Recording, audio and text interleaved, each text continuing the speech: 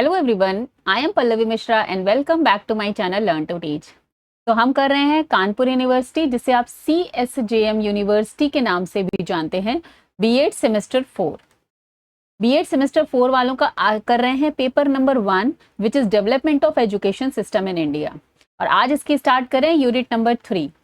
Unit number 1 और 2 complete हो चुकी है। प्लेलिस्ट में पूरी क्लासेस का यूनिट वाइज जो है लिंक रहता है, आप वहां से जाके पूरी प्लेलिस्ट को चेक करिएगा। आपके पूरे पेपर के अकॉर्डिंग ही उसमें क्लासेस चल रही हैं और साथ में PYQs भी पड़े हुए हैं, MCQs भी पड़े हुए हैं। तो पूरी ही क्लास जो आपका 11th मई को एग्जाम होने वाला है, तो पूरी ही आपको प्लेलिस्ट देखकर जाना है।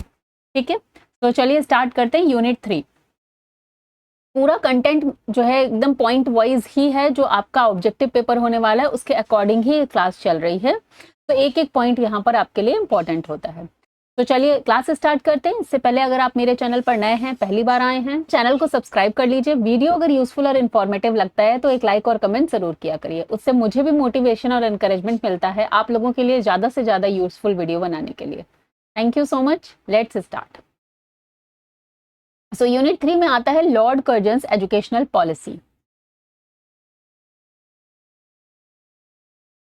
ये पूरा हिस्टोरिकल पेपर है, मीन्स हिस्ट्री पर बेस्ड पेपर है। पूरा आपको डेट्स वगैरह याद रखनी है, नाम याद करने, कौन सा इवेंट कब हुआ है, उसके अकॉर्डिंग आपको ये पूरा पेपर तैयार करना है। In 1899 lord Curzon was appointed to the new governor general and viceroy of British India. तो जैसा कि हमने लास्ट अभी यूनिट 1-2 में पढ़ा हुआ है, लास्ट पढ़ा था कि 1857 का जो हमारा रिवोल्ट हुआ था, उसके बाद ईस्ट इंडिया कंपनी की जगह जो विक्टोरिया थी, रानी थी इंग्लैंड की, उन्होंने इंडिया पर अपना ब्रिटिश रूल पूरी तरह से डिक्लेयर कर दिया था 1858 पे।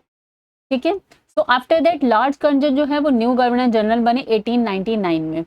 September 1901 Lord Curzon convened an educational conference in Shimla which is called Shimla accord. आपने PYQ अगर लास्ट ईयर का देखा होगा तो इस पर वहां से भी इस क्वेश्चन देखे होंगे आपने, यहाँ से क्वेश्चन वहां पर आपको देखने को मिलेंगे। तो सितंबर 1901 में लॉर्ड कर्जन ने शिमला अकॉर्ड, शिमला में एक एजुकेशनल कॉन्फ्रेंस करी थी। Director of Public Instructions from every provinces, some representative of Christian missionaries were invited in this conference, but neither any Indian was invited in this conference. तो ये एक important point है कि कोई भी इंडियन जो है इस कॉन्फ्रेंस में इन्वाइटेड नहीं था। This conference continued for 15 days. और ये कब तक चली, क्वेश्चन आता है कि ये शिमला कब तक चली थी, तो 15 डेज में चली थी। किसने करा था? लॉर्ड कर्जन ने किया था। ठीक है, Lord Curzon himself chaired this conference, means उन्होंने खुद ही इसको जो है सुपरवाइज किया था, या कहिए कि चेयरमैन थे वही, उन्होंने ही ऑर्गेनाइज किया था। The Indian education was discussed in detail in 150 resolutions. तो क्वेश्चन आता है हाउ मेनी रिजोल्यूशंस, तो 150 resolutions. Lord Curzon observe that the London university had undergone through changes in 1898, but no changes was introduced in Indian universities which were established on the pattern of London university. So last unit में हमने पढ़ा था कि India में जो universities का establishment start हुआ था वो किसके पैटर्न पे हुआ था? लंदन यूनिवर्सिटी के।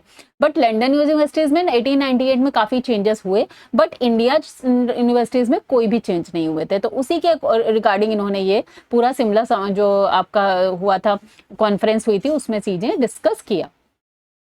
ठीक है, तो इसी तरीके से पॉइंट वाइज जो है आपको कंटेंट देखने को मिलता है। अगर आप PDF नोट्स परचेज करना चाहते हैं तो यहाँ पर हमारी वेबसाइट है learn2teachhub.com। इस वेबसाइट पर जाकर आप पूरे paid notes for 4 papers purchase कर सकते हैं। एक मिनिमम सी फीस है। जैसा आपको कंटेंट यहाँ पर दिख रहा है सेम इसी तरीके से PDF नोट्स मिलते हैं, इसी PDF को पढ़ने के बाद अगर आप परचेज करना चाहते हैं। साथ में आपको MCQ मिलते हैं सारे इजी नोट्स के, और साथ में 3 साल के PYQ मिलते हैं।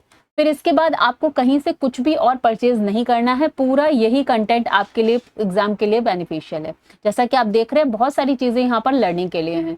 तो बहुत सारे लोग, मैं बार बार बताती हूँ कि इजी नोट्स वगैरह खरीद लेते हैं, और इजी नोट का कंटेंट आपके ऑब्जेक्टिव पेपर के अकॉर्डिंग नहीं है, बल्कि सब्जेक्टिव पेपर के अकॉर्डिंग भी नहीं है, उसमें भी लोगों को वैसा कंटेंट देखने को नहीं मिलता है। ठीक है, MCQs और PYQs ऑलरेडी मैं इजी नोट्स के प्रोवाइड करा ही रही हूँ, और PDF नोट्स में आपको साथ में मिलता है। तो जो लोग भी परचेज करना चाहते हैं वो learn2teachhub.com पे जाके परचेज कर सकते हैं। अगर कोई क्वेरी है तो नंबर है 7208053840। इस नंबर पर मैसेज करके उस क्वेरी को भी सॉल्व कर सकते हैं अगर नोट्स लेने में कोई प्रॉब्लम आ रही है। ओके, चलिए आगे बढ़ते हैं। चलिए नेक्स्ट देखते हैं। There were 5 universities were present in India in 1902। तो 1901 में जो समझौता हो रहा था, शिमला चर्चा हो रही थी, सम्मेलन हो रहा था, कॉन्फ्रेंस हो रही थी, इस दौरान 1902 में क्वेश्चन आता है कि how many universities present in India, so there is 5। Okay, so 5 universities present थी. He observed that Indian universities till then one confined only to give affiliation to colleges, conducting examinations and awarding degrees to the successful providing होगा यहाँ पर avoiding लिखा है providing, okay, providing degrees to the successful student at the same time. तो उस समय वो क्या कर रही थी, सिर्फ जो है एफिलिएशन दे रही थी कॉलेजेस को, एग्जाम कंडक्शन हो रहा था, डिग्री प्रोवाइड कर रही थी उसी in Indian universities. He felt that the condition of the existing culture was pathetic, there was standard of education was also inferior. तो उनको वहां से ये समझ में आया कि उतना अच्छा कल्चर नहीं है। सो नेक्स्ट देखते हैं, ही appointed the Indian university commission on January, ये 8 नहीं है, जनवरी 27, 1902। तो 27 जनवरी 1902 में उन्होंने इंडियन यूनिवर्सिटी कमीशन की स्थापना की थी। ठीक है, अपॉइंट किया है, कमीशन बनाया। Initially got not a single Indian was appointed as a member in this commission. तो शुरुआत में नहीं बनाया गया, लेकिन बाद में क्वेश्चन देखा आपको प्रीवाईक्यू में मिला है, लास्ट ईयर पूछा गया, name the 2 Indians which were the part of the Indian University Commission। तो after that 2 Indians namely doctor Gurdas Banerjee and Syed Hasan Belgrami, 2 लोग थे जिनको अपॉइंट किया गया था मेंबर में, कमीशन मेंबर बनाया गया था कमीशन का। ठीक है, सो Hindu and Muslim thus both were given a presentation in it. Next देखते हैं, the chairman of this commission was sir Thomas Raleigh, therefore the commission is also named as Raleigh commission. तो ये रेले कमीशन भी बोलते हैं, इंडियन यूनिवर्सिटी कमीशन को याद रखना है। और कब इसका जो है आपका हुआ था, 1902 में किया गया था। ठीक है, नेक्स्ट देखते हैं, on 11 March 1904 Lord Curzon declared his policy. तो अब लॉर्ड कर्जन ने अपनी पॉलिसी कब डिक्लेयर की थी, तो 11 मार्च 1904 में डिक्लेयर की थी। अब उन्होंने अपनी पॉलिसी में क्या क्या इंपॉर्टेंट पॉइंट्स कहे थे, इस पर भी क्वेश्चंस आते हैं, चलिए देख लेते हैं। Kindergarten method should be used at the primary level. तो बच्चों के लिए किंडरगार्टन मेथड का यूज करना चाहिए। Primary teachers should be given 2 years training. Primary teachers को 2 साल की ट्रेनिंग देनी चाहिए। Provincial government should bear 50% of the cost of the primary education. तो प्राइमरी एजुकेशन की जो कॉस्ट है उसमें 50% जो है वो प्रोविंशियल गवर्नमेंट बियर करेंगे। और मार्च 21, 1904 ही declare the Indian university act. तो क्वेश्चन आता है कि इंडियन यूनिवर्सिटी एक्ट कब डिक्लेयर हुआ था, तो 1904 में। अगर डेट पूछ लेते हैं, बहुत सारे उसमें डेट नहीं पूछते हैं, लेकिन कभी कभी डेट भी पूछ लेते हैं, तो 21 March. The number of the senate members in the university should be reduced and their tenure should be 5 years। तो जो यूनिवर्सिटी में सीनेट के मेंबर्स होते थे उनका जो है नंबर कम कर दिया गया, और साथ में उनका टेन्योर भी 5 साल का कर दिया गया। 20% of the senate member should be elected every year. और बोला गया कि जितने हैं टोटल उसमें 20% को इलेक्ट किया जाएगा, इलेक्शंस होंगे उसमें। नेक्स्ट आ गया, educationist, college teachers, government officials, all they should have presentation in it. तो सभी को राइट दिया गया कि सभी इसमें जो है अपनी अपनी चीजों को रिप्रेजेंट कर सकते हैं। The strength of the syndicate members in university should be increase to 15। तो सिंडिकेट मेंबर्स का जो नंबर था उसको भी इंक्रीज करके 15 कर दिया गया। They should be elected by the senate, और सीनेट ही इसको इलेक्ट करेगा जो उसकी यूनियन होती है। जैसा आप सभी जानते हैं, आज भी चला आ रहा है कि यूनिवर्सिटीज में जो है एक यूनियन बनती है पूरी। University should be interested with the task of teaching. Also, research work should also be organized in them. तो उससे पहले तो टीचिंग का काम हो नहीं रहा था, रिसर्च हो नहीं रहा था, तो उसके लिए भी यहाँ पर बताया गया कि यूनिवर्सिटीज में भी ये काम भी ऑर्गेनाइज कराए जाएंगे। नेक्स्ट है, the standard of matriculation should be raised.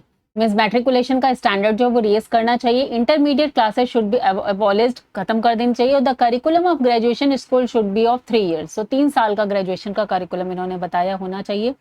University should have a say in the appointment of teachers in college. There will be a minimum of 50 and maximum of 100 members in the senate of any university. Their tenure will be of 5 years.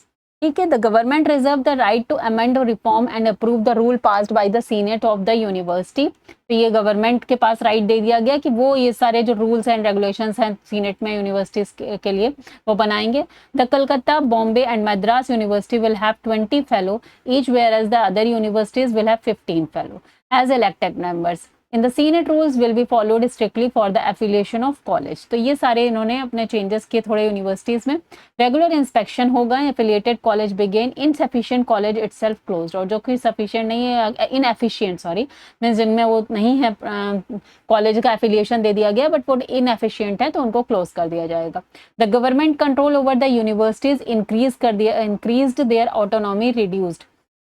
Control government का control जो university में वो बढ़ाया इन्होंने, जबकि autonomy को जो उसकी खुद की स्वायत्ता थी उसको थोड़ा कम कर दिया। As a result educational experiment could not be carried out. तो उसकी वजह से कहीं कहीं कुछ जो यूनिवर्सिटी के अपने कामकाज थे ना, वो जब गवर्नमेंट का उसमें इंटरफेयर हो गया तो वो धीमे पड़ने लगे। A true complete picture of the contemporary Indian education is portrayed in the beginning of the policy. Lord Curzon remained viceroy of India only for short span of 7 years के लिए रहे थे 1899 से 1906 तक, but the work he completed in his 7-year rule would have taken decades for other to perform. तो जो भी उन्होंने बनाया लेकिन उसके बाद दशकों लग गए उसको परफॉर्म करने के। लेकिन आपको सजेशंस पे क्वेश्चन आते हैं। अब he established central department of education, question आता है who established the central department of education and created a post of director general of education, so the education became the responsibility of central government. तो वहां से central government की इन्होंने responsibility देख ली। जैसा कि अभी भी आपको पता है कि जैसे यूजीसी के थ्रू होता है, बट कहीं ना कहीं सेंट्रल गवर्नमेंट का भी उसमें रोल रहता है, जो भी यूनिवर्सिटीज एंड ऑल है, कॉलेजेस हैं। गवर्नर जनरल तो अभी भी देखते हैं हम स्टेट के रहते हैं, जो स्टेट के गवर्नर जनरल होते हैं वही वाइस चांसलर होते हैं यूनिवर्सिटी के। तो कहीं ना कहीं गवर्नमेंट का भी इंटरफेरेंस है। He passed the archaeological monument preservation act 1904। तो किसने पास किया क्वेश्चन आते हैं, कब पास किया, दोनों क्वेश्चन आते हैं। As the result of which archaeology department was established in India. First, preservation and maintenance of historical places, monuments begin in Indian historical exploration। तो ये इनके टाइम पर एक बड़ा काम हुआ। Vocational subjects were started in them by Lord Curzon, realized the importance and signification of agriculture in education in India। तो agriculture education भी इनके टाइम पर स्टार्ट हुई। He established the agricultural development in every provincial and devised to plan establish an agriculture college। और इसी में question भी देखिए लास्ट ईयर आया हुआ, in every provinces he established the first central agriculture research institute इन बिहार। सबसे पहला कहाँ पर स्थित था, तो पूसा लिखकर आया था जो कि बिहार में है। नेक्स्ट आता है Gopal Krishna Gokhale was a prominent leader who strongly opposed the university act 1904 in the empirically legislative council. तो किसने जो है अपोज किया था, क्वेश्चन इस पर भी आया हुआ है, तो गोपाल कृष्ण गोखले ने। 1905 Indian national Congress make the proposal regarding the national education. और उसके बाद 1905 में जो इंडियन नेशनल कांग्रेस उस समय पार्टी थी इंडिया की तरफ से, उसने जो है नेशनल एजुकेशन की बात करी। Aurobindo Ghosh was the first principal of the National College Calcutta, which was established on 14th August 1906 as a part of स्वदेशी movement। तो क्वेश्चन आता है कि स्वदेशी मूवमेंट के पार्ट में कौन सा कॉलेज जो है एस्टेब्लिश हुआ, वो था कलकत्ता में नेशनल कॉलेज, और कौन इसके प्रिंसिपल थे, अरविंदो घोष। क्वेश्चन आया हुआ है इस पे, ठीक है। तो इस तरीके से आपका जो लॉर्ड कर्जन का चैप्टर था वो कंप्लीट होता है। नेक्स्ट आता है हमारा Sadler commission 1917।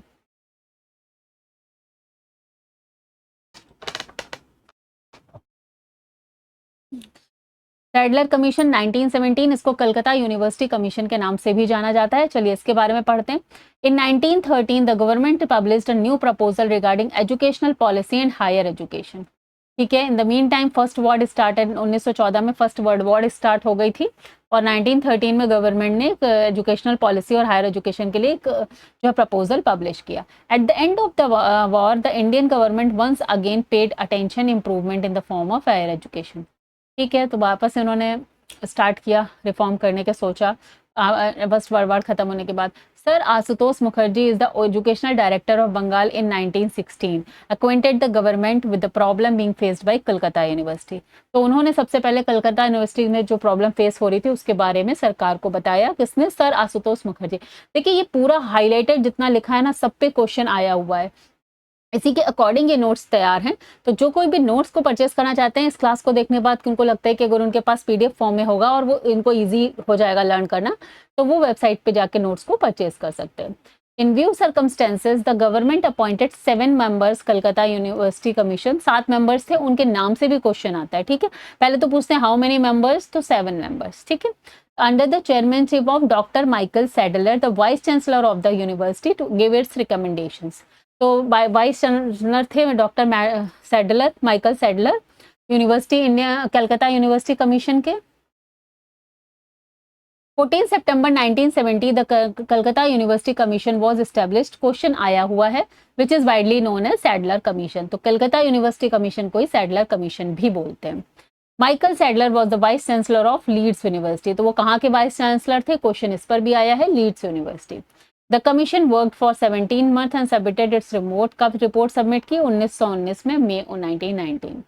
This report is detailed document and it's divided into 17 sections. How many sections? 17 sections. It has been dealt with secondary and university education. अब किस पे क्वेश्चन आता है, सेकेंडरी एजुकेशन और यूनिवर्सिटी एजुकेशन पर इसने काम किया, और as well as women education, industrial education और टीचर ट्रेनिंग की भी बात करी।